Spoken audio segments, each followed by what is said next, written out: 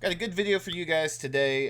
This video that we're going to go over is kind of old, but this person's been posting these videos showcasing how good the Whipple is and how fast it is. And truth be told, you can't believe everything you see on the dyno. Real world results matter the most. Let's get into it.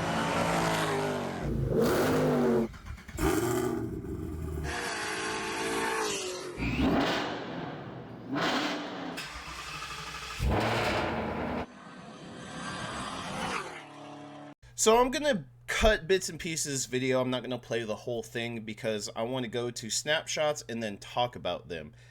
It's been a very big topic of discussion in the Facebook pages for the S650 Mustang, and everyone claiming that they make 1,000 rear wheel horsepower or just 1,000 crank horsepower on their Mustang. And if that's the case, they should be running low 9-second quarter miles, but that's just not happening. That's just not happening. Here's another guy that claims that he's making 958 rear wheel horsepower. What's interesting is in the beginning of the video, he dynos it and it makes the appropriate horsepower that I expect it to make. Let me see if I can't find the full numbers. That's not it. So towards the beginning of the video, he dynos his car and it makes the horsepower numbers I expected it to make. 657 and 573. Now, why do I bring this up? Well, you'll see here in a second. He takes it to the track and claims he makes all this horsepower. So let's go ahead and go to the track and see what it runs. We're actually going to go ahead and play it here. Short little clip. Automatic 10-speed, so it's going to be the fastest version of the car. A 7.1 at 105. A 7.1 at 105. If that was like 900 plus rear wheel horsepower, that would trap at like 110 plus. It looked like he hooked okay because this is the 8th mile. That's not cutting it, Chief. That's not cutting it. That's like the 650 rear wheel horsepower you're talking about with 7.5. Looks like he's crossing in at triple digits still, but barely over 100. Okay. Now, he goes back to the dyno for whatever reason. I don't know why. And it shows, wait for it, right here, 958 rear wheel horsepower. That is baloney. It is not making that. So there's two things going on here. Certainly ignorance. Certainly ignorance. And I don't, even though we've had it out with Whipple a few times on social media and whatnot, this isn't Whipple's fault. There's a lot of ignorance here. I don't know if it's the shop trying to play games with the customer and trying to pump up numbers. But the real world results, that's what matters the most. And it was the trap speed, 105. Trap speed tells you everything. And if you're spinning, I know a lot of people like to make the excuse that their car's not when people say that their car's not making the power, they're making it say, oh, well, I'm spinning. Well, newsflash, if you're spinning, you're going to trap even higher. Not lower, higher. So, I don't know what's going on and why people are playing these games. Because the people who are smart know that these people are, for lack of a better word, full of shit. And this does not make 758 rear wheel horsepower. Do I have to show it again? 105. So let's dig into the comments, shall we? So here we go. I feel bad for anyone who believes this garbage. Buddy trying to get you all to buy these kits so he can get paid. 950 rear wheel horsepower, but running the same times as a 700 rear wheel horsepower ESS Gen 3. Now, why does that matter? ESS is like a Pro Charger. It's the same type of setup. They don't make torque at all. They cap out, like, without like a torque boost or whatever, they make like 550 rear wheel torque, probably less than that. I had one. I had a Pro Charger, a P1X on the previous car. But the Whipple makes high 500s torque, so it gets out of the hole better, which means you'll get better ETs drag racing. This is a 700 wheel horsepower ESS Gen 3. 105 in the eighth is not anywhere near 800 wheel horsepower, let alone 1K. I feel bad for you. You don't understand that a car with this power will not hook up with stock suspension. I don't get paid. I get paid from your comment. Keep them rolling.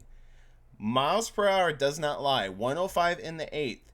You're a solid 10 mile an hour off from that on an 850 wheel horsepower plus car with trap, hooking or not.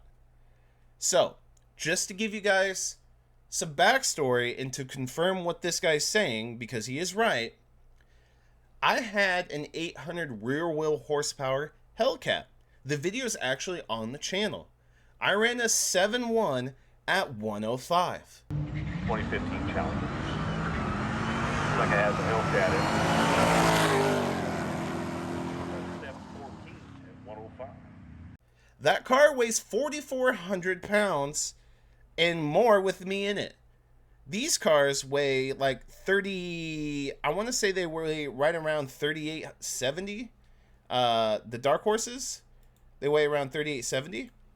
And that's like 600 pounds basically. And it's running the same times. So it's definitely not making 800 rear wheel horsepower. It's probably making 700 at most because weight is huge. Weight is huge. And I wasn't getting a really good 60 foot on the Hellcat to begin with. Local track isn't amazing by any means. But yeah, so the fact that people right now, this very second, in the Mustang Facebook groups, and you know what? Just so you know I'm not blowing smoke, I'll show you guys. How about that? So here you go. This is what transpired and what blew up everything on the S650 Facebook group. And I totally agree. Let's see all these 1,000 wheel horsepower S650 trap speeds if you guys are trying to push the Whipple can tune to the limit. And literally, there's like 2 or 3 guys, including, Evolution Performance, believe it or not, claimed over 1,000 rear wheel horsepower. And a hub dyno does read higher. But the thing is that this just goes to show you, like, how can you trust 100% a dyno if there's like 3 different ones? You got the Mustang, you got the dyno jet, and you got a hub dyno. Okay, now if you could dyno all 3 on the same day with the same conditions, get all the numbers, and then go to the track the next day, try to have the same conditions and run number, you'll be able to correlate that number that you run with the appropriate dyno numbers. If the hub dyno reads higher, that's wrong. If the Mustang dyno jet reads lower, that's wrong.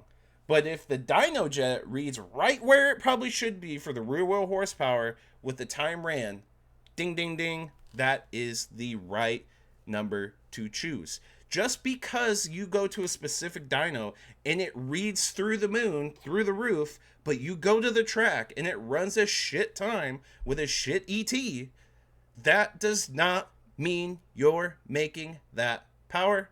That just means you wasted your money on the dyno and it read wrong. So, is that ignorance by the owner? I don't know. Is that ignorance by the shop? I don't know. Are there games being played by both parties? I don't know.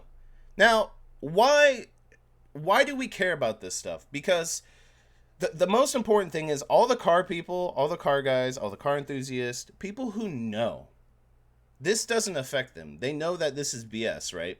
But it's all the new people or the relatively new people, whether they're coming into the car scene, whether they're coming into the platform, new people who aren't exposed to this stuff, regardless of what vehicle they're getting in, whatever, right? They see this and they take it as gospel because they do not know. I guess it's a form of ignorance, right? Ignorance is bliss, but they do not know. And that's what upsets all of us that do know.